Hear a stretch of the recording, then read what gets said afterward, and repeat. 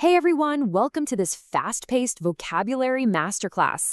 Look, if you're a focused learner trying to finally smash through that CLB 9 plus ceiling on your CELPIP exam, you are in the exact right place. Today's explainer is literally all about transforming your lexical resource score.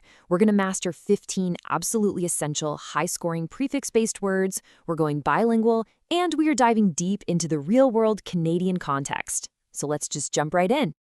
Okay, here's our agenda for today. We're covering 3 strategic categories. First up, negative and opposite prefixes. Second, action and reversal prefixes. And third, directional and causative prefixes. Locking down these specific categories is going to instantly upgrade your scores across the whole test, from writing and speaking all the way to reading and listening. Right, so let's hit our first section, negative and opposite prefixes. These are absolutely essential for complaints and refusals. Seriously, we have to stop just slapping the word not in front of a basic adjective. Using these advanced negative prefixes scores way higher, especially in writing task 1. Okay, first word, irresponsible. Irresponsible. In Chinese, that's 不负责任的. You're going to want to lock down collocations like highly irresponsible and irresponsible behavior. Now, what's fascinating here is the real-world Canadian context. In Canada's super polite workplace culture, directly insulting someone, yeah, that's a massive mistake. But calling a mistake highly irresponsible, that's objective, it's professional, and it carries a ton of weight.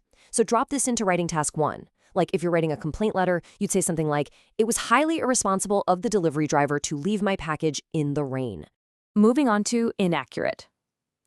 Inaccurate. The exact Chinese translation is 不正确的, 错误的. Your high-scoring collocations are inaccurate information and factually inaccurate.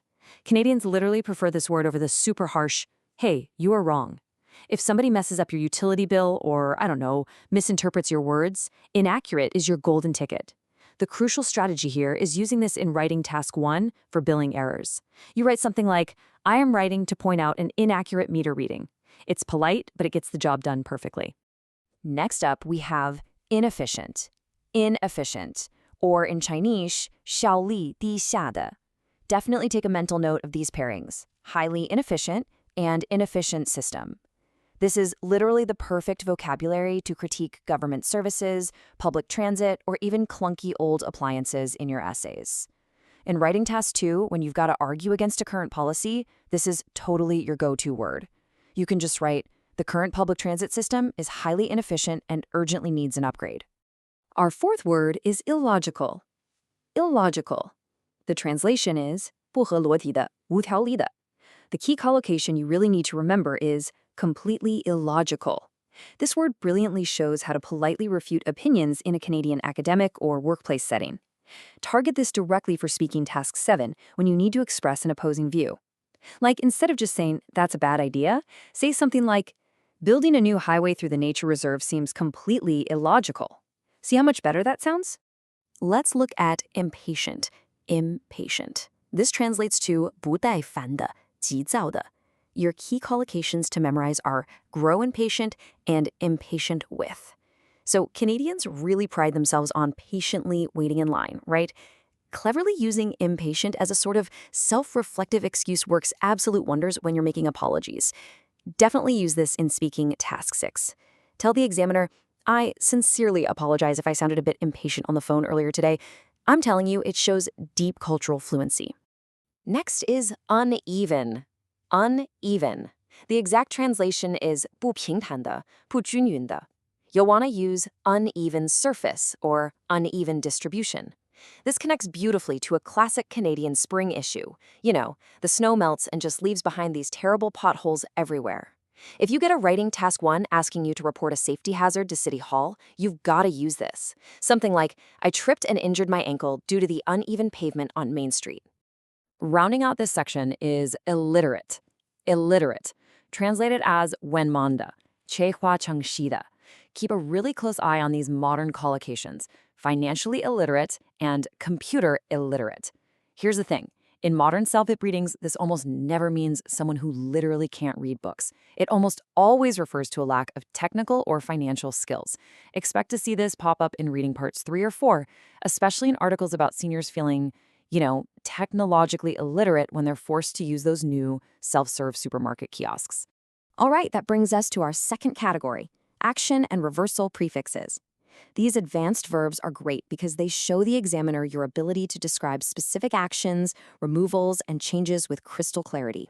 First up here is defrost. Defrost. The translation is 开动,出霜. High-scoring collocations include defrost the windshield and defrost meat.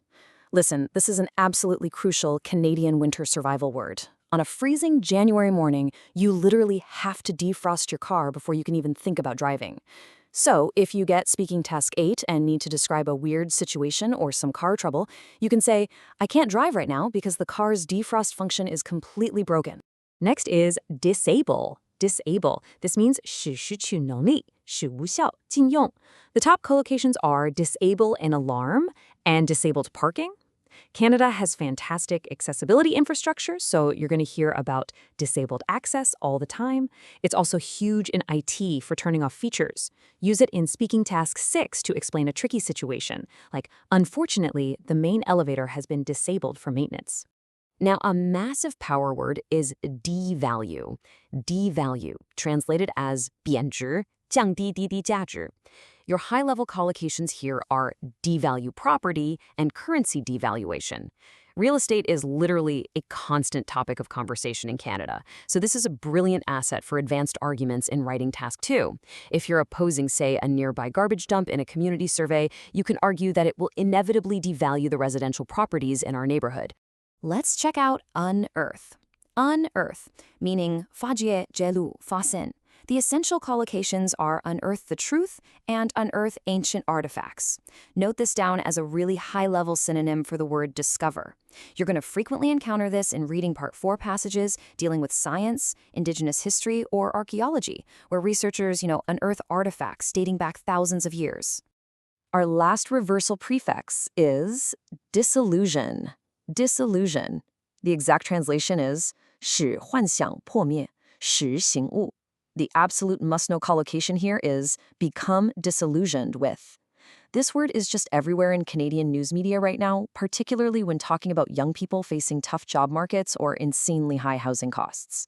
Watch out for this in listening Part 6 expert interviews. They might discuss how fresh graduates have become disillusioned with the lack of entry-level jobs. Okay, we are on the home stretch. Let's transition to our third and final section, directional and causative prefixes. These are your action drivers. They're the prefixes that make things happen, and they are essential for crafting high-scoring, sophisticated responses. Enable. Enable, the Chinese translation is 使能够,使可行. The core collocation here is to enable someone to do something. Listen closely, because this is the ultimate verb for discussing policy benefits. It is vastly superior to that basic phrase, make us able to. Deploy this in writing task 2 to show the positive outcome of a policy. For example, implementing flexible working hours will enable employees to achieve a better work-life balance. So much smoother, right? Next we have exterior. Exterior, meaning 外部的,外表的. Notice how natural it sounds to use exterior design or building exterior. This is incredibly useful for Canadian housing descriptions, or honestly, more importantly, detailing visual damage in Speaking Task 8. If you ever have to describe a suspect's vehicle or a damaged rental car, saying it has deep scratches on its exterior sounds incredibly natural and is sure to earn you high marks. Finally, we actually have a pair here. Disembark, disembark, and deplane. Deplane. Both translate broadly to shacha, shatran, shafeji. Your collocations are disembark from the train and deplane, which is obviously specific to aircraft. These are mandatory vocabulary words for Canadian transport. Whether you're listening to an announcement on Air Canada, Via Rail, or BC Ferries, they're going to tell you to ensure you have your belongings before you disembark. So definitely be ready for this in listening part 2. And just like that, we've reached the end of our explainer. So here is my direct challenge to you. Knowledge is absolutely nothing without application. Which of these 15 premium prefix words are you going to purposefully inject into your very next writing or speaking mock exam? Seriously, pick 3 right now, write them down, and use them to secure that CLB 9+. Keep practicing, keep analyzing, and I'll see you in the next explainer.